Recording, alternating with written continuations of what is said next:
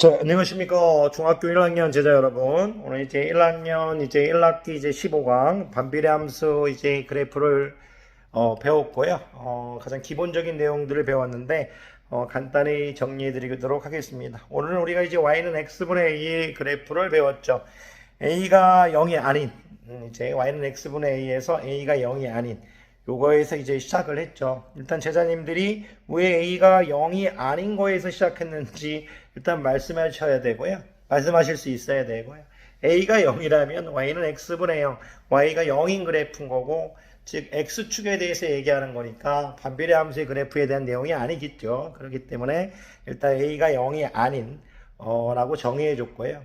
A가 0이 아니라고 정의해 주는 순간 y는 x분의 a, a가 0이 아니라고 정해주는 순간 x 곱하기 y는 0이 아니기 때문에 x도 0이 아니고 y도 0이 아니죠.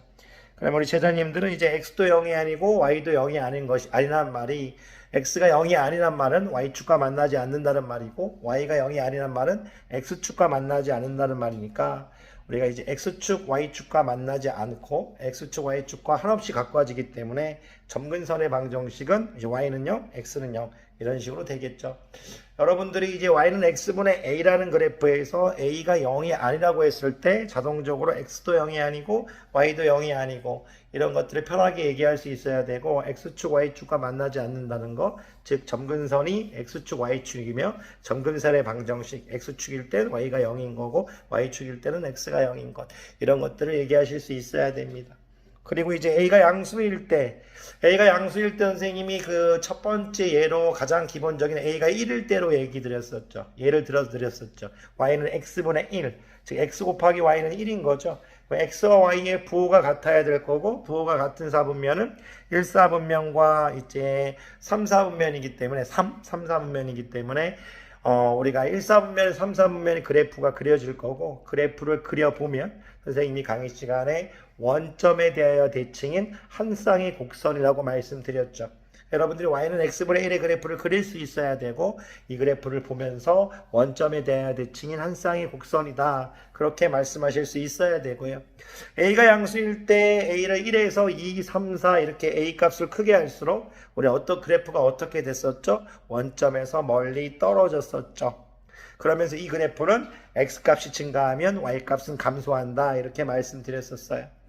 그런 다음에 제가 y는 이제 x분의 a에서 a가 음수일 때 그래프도 이제 그렸었고, 그 그래프의 예로서 a가 마이너스 1일 때, 즉 y는 x분의 마이너스 1, 그러니까 x 곱하기 y는 마이너스 1의 그래프를 그렸었고, 이 그래프는 x와 y의 부호가 달랐기 때문에 2사분면과 4사분면의 그래프가 그려졌었죠. 여러분들이 충분히 그리실 수 있을 거라고 보겠고요.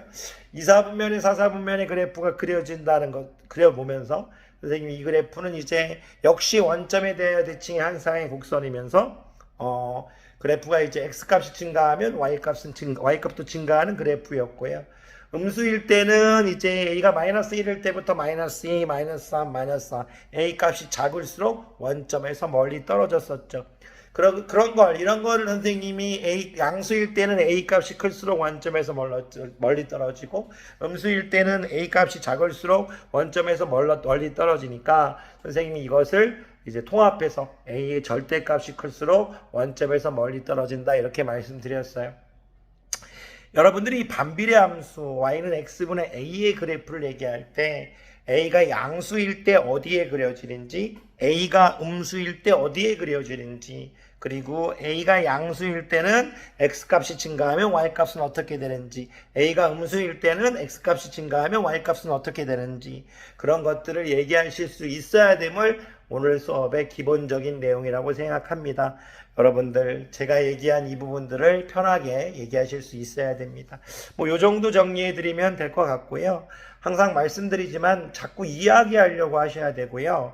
배운 거를 얘기하지 않으면, 제가 수학 선생님인데 너무 속상할 때가 뭐냐면, 점점 고학년이 되어가는데 이런 말씀 드리면 아마 제가 좀 오버하는 것일 수도 있는데, 점점 이제 나이가 들어갈수록 고학년들을 가르치기 싫을 때가 많아요. 그건 뭐냐면 기본적으로 알아야 될 내용들을 고학년들이 몰라버리면 수업할 때 정말 재미가 없고, 가르치는 사람도 재미가 없고, 이제 배우는 사람도 재미가 없게 돼요.